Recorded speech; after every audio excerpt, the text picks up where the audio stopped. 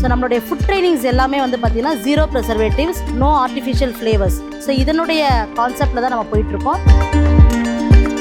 So நீங்கள் வந்து ஒரு மசாலா வகுப்பு எடுத்துக்கிட்டாலே ப்ராஃபிட்டபிள் மசாலா ரெசிபி மட்டும் கிடையாது, மார்க்கெட்டிங் கிளாஸு, அதோட 8 மணி நேரம் ஊற வச்சு திரும்பவும் 3-4 தடவை கழுவுனாதான் மில்லட் உண்ண தகுந்த உணவு. அப்படி இல்லைன்னா மில்லட்டு சாப்பிடவே கூடாது.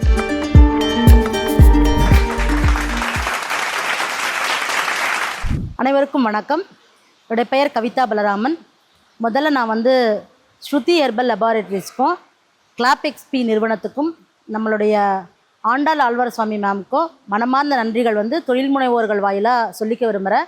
அதாவது தொழில் முனைவோர்களுக்கு பயிற்சி கொடுக்குற இடத்துல இருந்தாலும் தொழில் முனைவோராக ஆக முடியும் அப்படிங்கிற ஒரு பெரிய விஷயத்தை வந்து கிளாப் எக்ஸ்பி எனக்கு கொடுத்தது. ஸோ அந்த அனுபவத்தை பகிர்ந்துக்கிட்டோம்.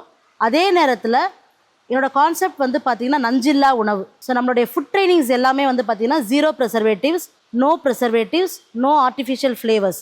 ஸோ இதனுடைய கான்செப்டில் தான் நம்ம போயிட்டுருக்கோம். அது பிராண்டாக வந்து பார்த்திங்கன்னா கேபி ரெசிபீஸ் அப்படிங்கிற பேரில். ஸோ கேபின்னும் போதே கவிதா பலராமன், ஸோ கவிதா பலராமன் ரெசிபீஸ்ன்ற பேரில் கொண்டு போகிறேன். உங்களுக்கு எல்லாருக்குமே தெரியும், இதில் வந்து 2000க்கும் மேற்பட்ட ரெசிபீஸ்கள் இருக்குது. எவ்வளவு ரெசிபி சொல்லி கொடுத்தாலும் ஜீரோ ப்ரிசர்வேட்டிவ், அதுதான் கான்செப்ட். ஏன் நஞ்சில்லா உணவு அப்படின்னு பார்த்தீங்கன்னா, இந்த உலகம் வந்து உயிர்த்து வாழணும் அப்படின்னு சொன்னால் அதற்கு ரொம்ப ரொம்ப அடிப்படையானது வந்து பார்த்திங்கன்னா உடம்பு தான். அந்த உடம்பு வளரணும்னு சொன்னால் அதற்கு ரொம்பவும் அடிப்படையானது உணவும் ஊட்டச்சத்துக்களும் தான். அந்த உணவும் ஊட்டச்சத்துக்களும் இருக்கக்கூடியதை தொழிலாக எடுத்து செய்யக்கூடியவர்கள் என்கிட்ட பயிற்சியாக எடுத்துக்கிட்டு போகும் பொழுது அதை நம்ம சரியான முறையில் லாபம் தரக்கூடிய ஃபார்முலாஸை நம்ம கொடுக்குறோம். அப்படின்னும் பொழுது லாபம் வரட்டும் அப்படின்றதுக்காக வாங்கி சாப்பிட்றவங்களாம் எப்படி வேணால் போகலாம் அப்படிங்கிற ப்ரிசர்வேட்டிவ் வேண்டாம். அந்த கான்செப்டில் நஞ்சில்லா உணவு. ஸோ என்னோடய பேக்ரவுண்ட் வந்து பார்த்திங்கன்னா சொல்லியிருக்கேன், நான் வந்து எம்எஸ்சி என்வரான்மெண்ட் ஃபுட் டாக்சிகாலஜி.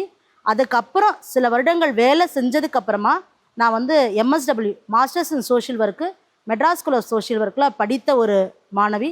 16 வருடங்களுக்கு மேலே கார்ப்பரேட் சோஷியல் ரெஸ்பான்சிபிலிட்டியில் நிறைய கிராமங்கள், ட்ரைபல் வில்லேஜஸ்ஸு, அது மட்டும் இல்லாமல் நகர்ப்புறத்தில் வந்து பின்தங்கி இருக்கக்கூடிய மக்களுக்காகலாம் நிறைய வேலை செஞ்சதில் கற்றுக்கிட்ட ஒரு மிகப்பெரிய விஷயம் என்னென்னா, வாழ்க்கை எல்லாருக்கும் ஒரே மாதிரியாக இல்லை. ஒன்று ரொம்ப கீழ்மட்டத்தில் இருக்கிறவங்களும் அல்லது ஒன்று பெரிய இடத்துல இருக்கக்கூடியவங்களாக இருக்கும் பொழுது எல்லாருக்குமான போராட்டம்னு பார்க்கும் பொழுது வாழ்க்கை போராட்டம் பணத்தை தேடி வாழ்க்கையை தேடி இருக்குது. ஸோ அந்த பணத்தை தேடி வாழ்க்கையை தேடி இருக்கக்கூடிய போராட்டத்தில் உணவு மிக மிக முக்கியமான இடத்துல இருக்குது. ஸோ நல்ல உணவுகளும் நல்ல ஊட்டச்சத்துக்களும் கிடைக்கும் பொழுதே கல்வி நல்லா இருக்குது, ஆரோக்கியம் நல்லா இருக்குது, நீண்ட ஆயுள் அவங்களுக்கு கிடைக்குது.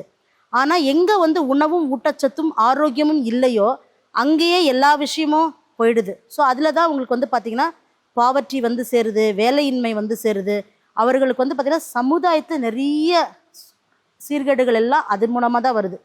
இதற்கும் தொழிலுக்கும் என்ன சம்மந்தம்னு பார்த்தீங்கன்னா எல்லா இடத்துலையுமே கனெக்டிங் த டாட்ஸ் தான். ஸோ நல்ல உணவுகளும் நல்ல ஆரோக்கியமான வாழ்க்கை சூழ்நிலையும் இருக்கும் பொழுதே ஒரு மனிதன் அடுத்த கட்டத்துக்கு போக முடியுது. ஆனால் உணவே நல்ல உணவாக கிடைக்கும் போது அது ஆரோக்கிய சீர்கேடில் வருது.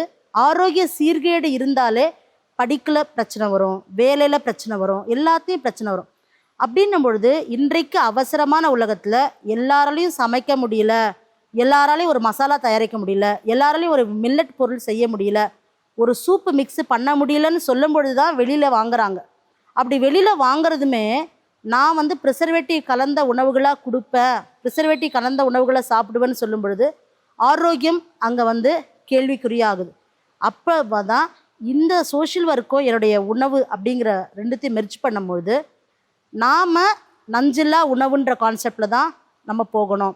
எனக்கு கிளாஸ்க்கு நிறைய பேர் வராங்களே அப்படின்னு சொல்லிட்டு தப்பான ஃபார்முலாஸு சொல்லித்தரது கிடையவே கிடையாது.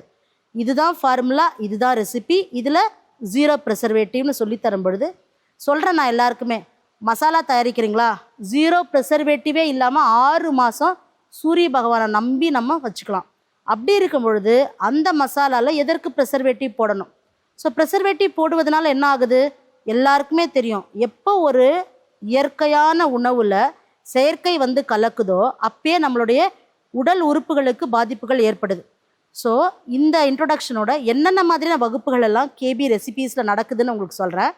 இப்போ வந்து மசாலா வகுப்பு சரிங்களா, அதில் Indian masalas, special masalas, seasoning masalas இந்த மாதிரியானது ப்ளஸ் நான்வெஜ் மசாலா வகுப்புகள் இருக்குன்னா நீங்கள் வகுப்புக்கு வரும்பொழுது மசாலா ரெசிபி உங்களுக்கு பர்ஃபெக்டாக சொல்லி கொடுத்துருவேன்.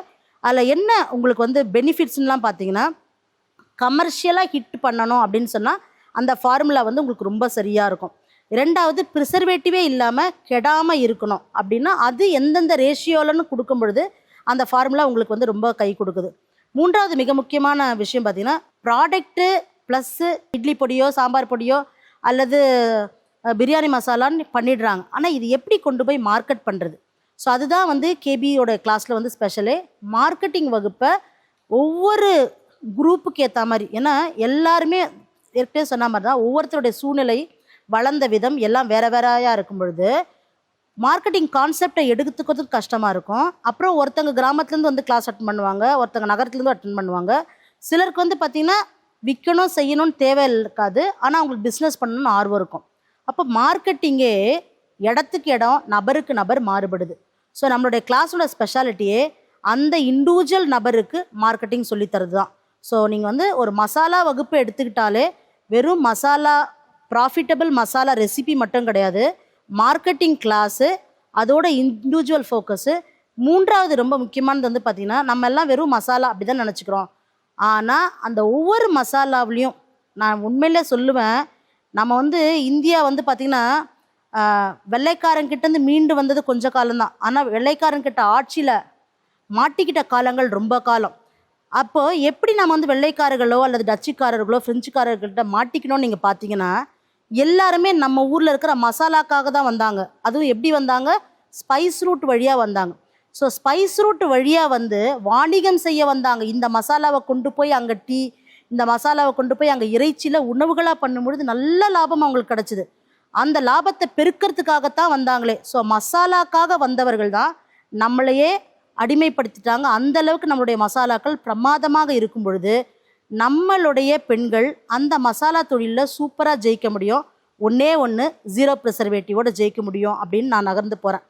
அடுத்து வந்து பார்த்திங்கன்னா வேறு என்னெல்லாம் ட்ரைனிங்ஸ் இருக்குதுன்னு பார்த்தீங்கன்னா எல்லாமே இருக்குது. முக்கியமாக வந்து மில்லட் வேல்யூ அடிஷன் ப்ராடக்ட்ஸு, அதில் ready to eat ready to cook varieties எல்லாமே ஃபோக்கஸ் பண்ணி பண்ணுறேன். இப்போ இந்த கிளாஸில் வந்து நான் ரொம்ப ஸ்பெசிஃபிக்காக மில்லட்டை கற்றுக்கிட்டு தொழில் முனைவோராக ஆகணும்னு வரவங்களை எல்லாருமே பார்த்திங்கன்னா கிளாஸ் 2 நாள் போட்டுப்பேன். சம்டைம்ஸ் வந்த குரூப்புக்கு வந்து சீக்கிரம் அண்டர்ஸ்டாண்ட் ஆகலைன்னா 3வது நாள் உட்கார வச்சுருவேன். ஃபுல்லாக நீங்கள் வந்து இதான் சொல்லுவாங்க, மண்டையில் இறக்கி சரக்கை இறக்கி அதற்கப்புறம் பார்த்தீங்கன்னா ஒரு 75 பேஜ் புக்லெட் அவங்களுக்கு கொடுத்துருவேன். ஏன்னா தப்பாக அதுக்கப்புறம் அவங்க எதுவும் பண்ணக்கூடாது, ரெசிபிலையும் தப்பு பண்ணக்கூடாது.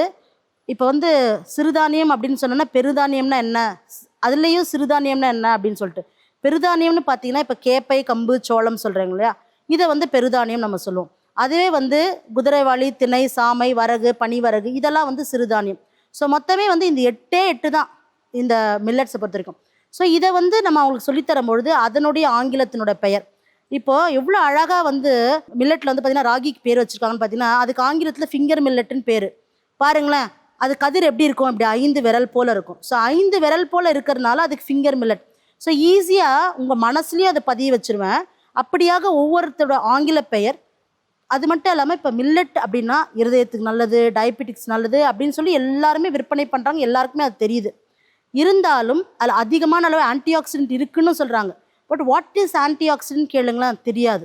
ஸோ நம்மளோட வகுப்பினுடைய ஸ்பெஷாலிட்டியே ஆன்டி ஆக்சிடென்ட்னா என்ன அப்படின்றதோட எல்லாம் நல்லது மில்லட்டுன்னு ஒரு பக்கம் உலகம் சொல்லுதா. நான் என்ன சொல்கிறேன்னா மில்லட் ரொம்ப நல்லது, ஆனால் சரியாக பண்ணால் மட்டும்தான் நல்லது. இப்போ மில்லட் வந்து பார்த்திங்கன்னா குறைஞ்சது 6-7 முறை கழுவணும். அதற்கப்புறம் 8 மணி நேரம் ஊற வைக்கணும். 8 மணி நேரம் ஊற வச்சு திரும்பவும் 3-4 தடவை கழுவுனாதான் மில்லட் உண்ண தகுந்த உணவு. அப்படி இல்லைன்னா மில்லட்டு சாப்பிடவே கூடாது. ஏன்னா மில்லட்டில் வந்து பைட்டிக் ஆசிடும் ஆக்சலேட்டும் இருக்குது. ஸோ இந்த 2 வந்து பார்த்திங்கன்னா நச்சுகள்.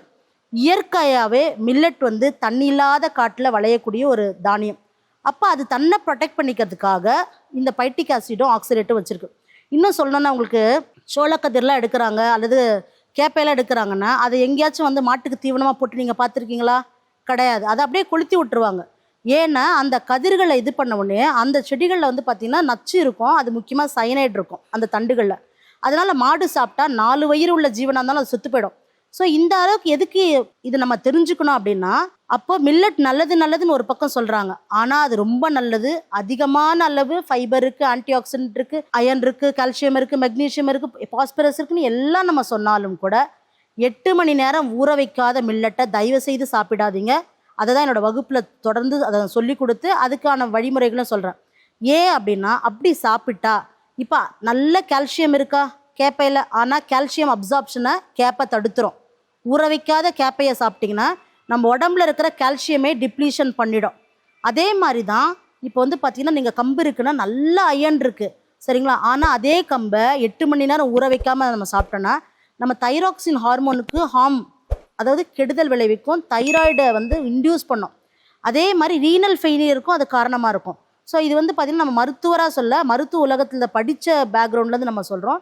ஸோ அப்போ மில்லட்டை எப்படி பண்ணணும், சரியான முறையில் பண்ணணும், ஆரோக்கியம்னு சொல்லக்கூடிய மில்லட்டை ஆரோக்கியமாக நம்ம தயார் பண்ணும்பொழுது மட்டும்தான் கொண்டு போய் சேர்க்க முடியும்னும் போது பார்த்திங்கன்னா அதில் வந்து உங்களுக்கு ஒரு 35 வெரைட்டி ஆஃப் ப்ராடக்ட்ஸை சொல்லி கொடுத்து புக்ஸும் வந்து நம்ம வந்து ஒரு 75 பக்கத்துக்கு அவங்களுக்கு கொடுக்குறோம். என்னுடைய கிளாஸில் ரொம்ப ஸ்பெஷல் கிளாஸ்ன்னு பார்த்தீங்கன்னா தொக்கு வெரைட்டிஸ். இப்போ தொக்கு வந்து பார்த்திங்கன்னா இப்போ வெங்காய தொக்கு, இஞ்சி தொக்கு, பூண்டு தொக்குன்னு அது ஒரு 11 வெரைட்டிஸும்,